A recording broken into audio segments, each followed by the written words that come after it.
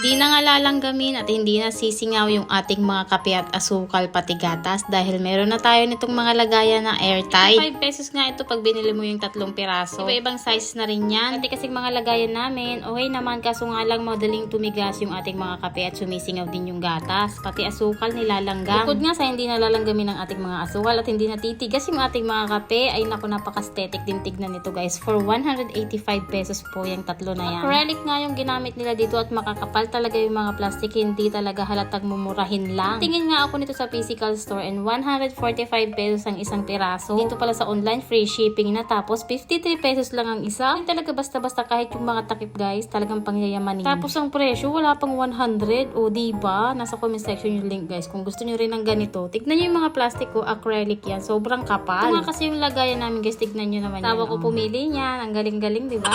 Yung lagayan kasi ng kape, mabilis tumigas. Kaya sabi ko, bibili ako ng mas maganda-ganda. Tsaka mura naman yan guys. Yung goma makikita nyo sa loob, kaya hindi talaga sisingaw. At syempre ito yung pinaka-satisfying na naman na mapanood, yung pagre-refill. Talagang sumaya yung puso ko na naman bilang nanay sa mga ganitong bagong gamit. Naku, napakawalang mood talaga kanina. Tapos nung dumating yung parcel na to, ay, ang saya. Ito na lang talaga yung nagpapasaya sa akin ngayon, mga gamit sa bahay.